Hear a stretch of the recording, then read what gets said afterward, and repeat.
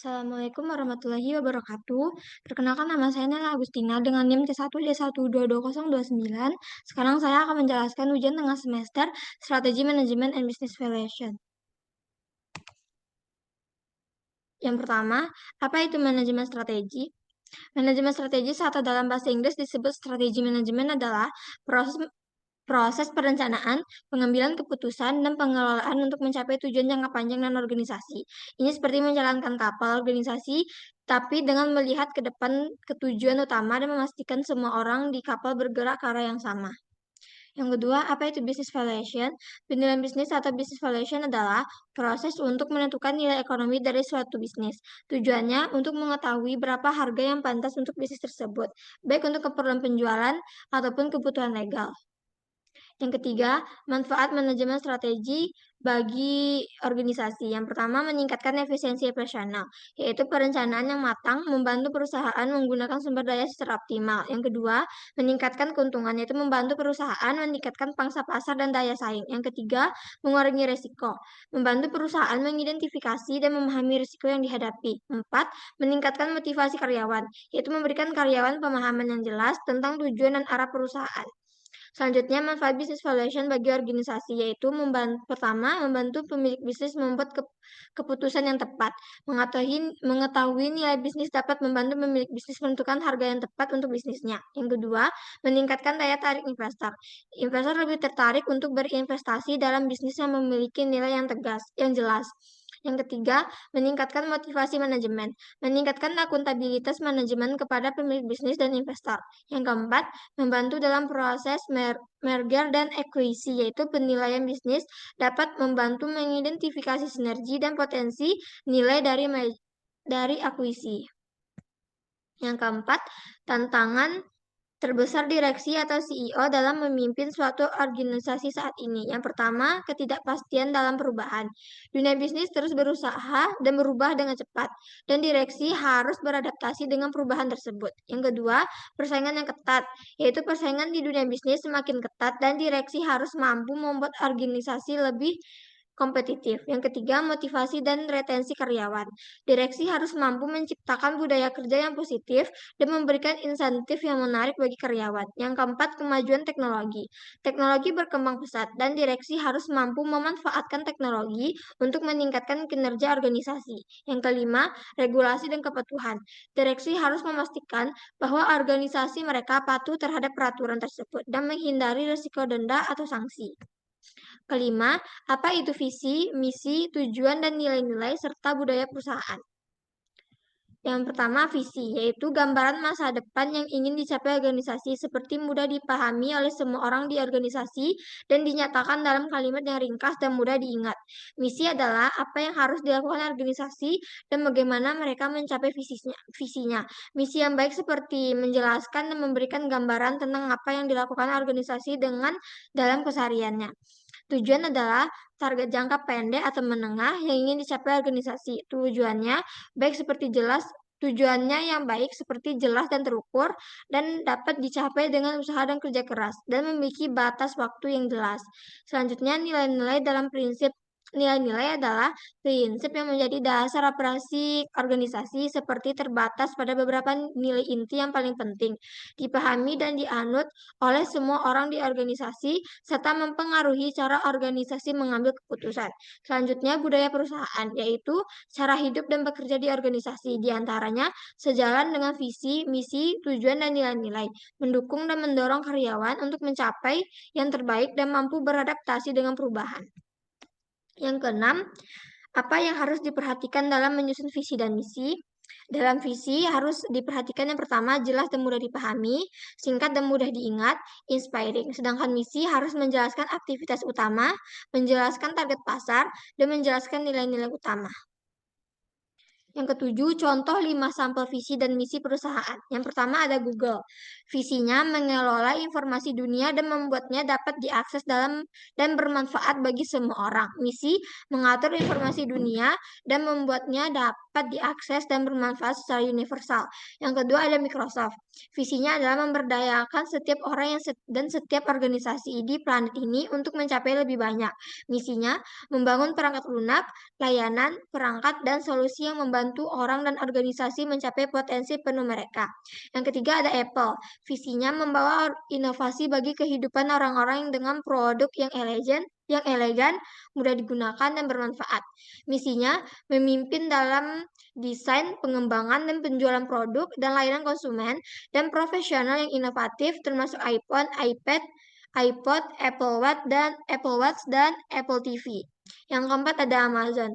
Visinya menjadikan perusahaan paling berpusat pada pelanggan di dunia, di mana pelanggan dapat menemukan apapun yang mereka inginkan.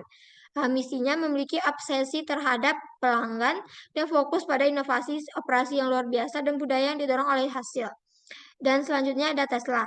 Visinya mempercepat transisi dunia ke energi berkelanjutan. Misinya mempercepat transisi dunia ke energi berkelanjutan dengan mendesain, memproduksi, dan menjual mobil listrik, panel surya, dan produk energi terbarukan lainnya. Yang kedelapan, apa itu analisis lingkungan eksternal? Analisis lingkungan eksternal adalah proses pengumpulan analisis informasi tentang faktor-faktor di luar organisasi yang dapat mempengaruhi kinerjanya. Terdapat beberapa faktor. Yang pertama, ekonomi, sosial, teknologi, politik dan hukum, dan persaingan. Yang kesembilan, faktor-faktor strategi di lingkungan industri beserta contohnya. Yang pertama ada persaingan. Strategi persaingan yaitu perusahaan perlu memahami strategi pesaingnya untuk dapat mengembangkan strategi yang efektif dan bersaing. Contohnya, dalam industri penerbangan, tingkat persaingan sangat tinggi. Maskapai penerbangan harus bersaing dalam harga layanan dan rute penerbangan.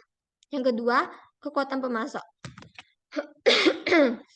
Jika terdapat banyak pemasok untuk suatu produk, perusahaan akan memiliki lebih banyak pilihan dan dapat menegosiasi harga yang lebih baik. Contohnya, dalam industri manufaktur mobil, kekuatan pemasok suku cadang mobil cukup kuat. Hal ini karena terdapat beberapa pemasok besar yang mendominasi pasar. Untuk mengurangi ketergantungan pada pemasok, perusahaan manufaktur mobil dapat menjalin hubungan jangka panjang dengan pemasok lain. Yang ketiga, kekuatan pembeli, yaitu kekuatan tawar-menawar pembeli. Contohnya, dalam industri retail, kekuatan pembeli cukup kuat. Hal ini karena terdapat banyak pilihan bagi konsumen. Untuk meningkatkan daya saing, toko retail dapat menawarkan harga yang lebih murah, meningkatkan layanan pelanggan. Yang keempat, ancaman pendatang baru. Seperti hambatan masuknya semakin tinggi hambatan masuk, seperti bagi pendatang baru untuk memasuki industri. Contohnya, untuk menjaga pendatang baru, perusahaan teknologi dapat berinvestasi dalam penelitian dan pengembangan, membangun merek yang kuat, atau menjalin hubungan dengan perusahaan lain. Yang kelima, produk substitusi. Semakin banyak produk substitusi yang tersedia, semakin mudah bagi pelanggan untuk beralih ke produk lain. Contohnya, dalam industri minuman ringan, terdapat banyak produk substitusi. Hal ini karena terdapat banyak jenis minuman ringan yang tersedia dengan rasa dan harga yang berbeda. 10. Apa itu prinsip bisnis yang berkelanjutan dan kaitannya dengan penerapan manajemen strategis? Prinsip bisnis berkelanjutan adalah triple bottom line, yaitu menyeimbangkan ekonomi, sosial, dan lingkungan. Yang kedua ada stakeholder engagement, yaitu melibatkan semua pemangku kepentingan. Yang ketiga, memperhatikan siklus hidup produk atau layanan. Yang keempat, terus meningkatkan kinerja dan dampak positif. Dan yang kelima, terbuka dan bertanggung jawab. Kaitannya dengan manajemen strategis adalah visi dan misi mencerminkan komitmen terhadap berkelanjutan. Analisis lingkungan memahami faktor eksternal terkait keberlanjutan. Formulasi strategi yaitu mengintegrasi prinsip-prinsip berkelanjutan dan implementasi strategi, menjalankan strategi dengan cara bertanggung jawab. Selanjutnya, perbedaan antara perumusan dan pelaksanaan strategi. Perumusan strategi yaitu fokus, analisis, dan hasil. Terdapat fokusnya yaitu menetapkan arah dan tujuan organisasi kegiatan. Analisisnya memiliki lingkungan internal dan eksternal organisasi.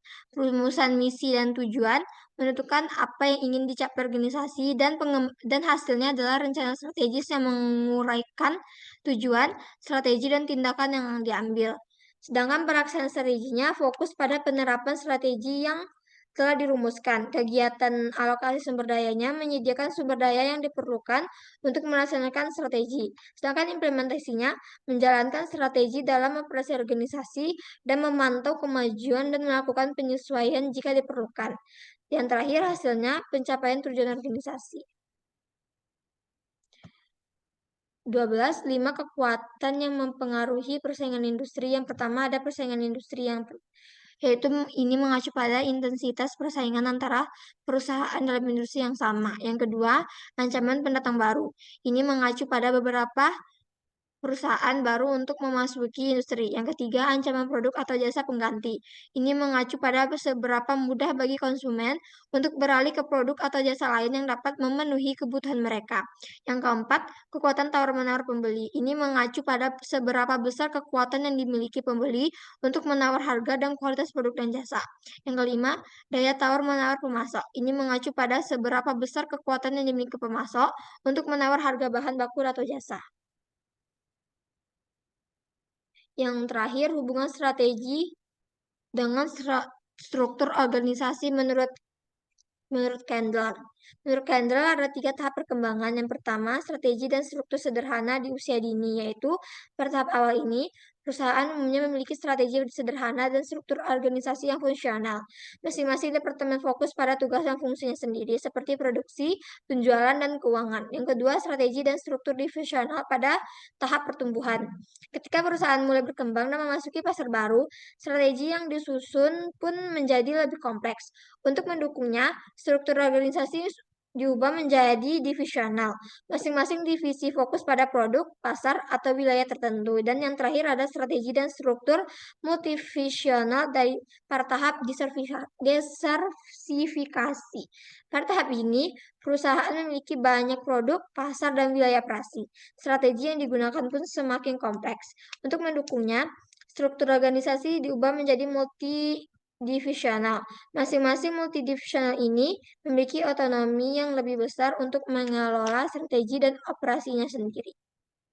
Baiklah, itulah yang dapat saya jelaskan. Assalamualaikum warahmatullahi wabarakatuh.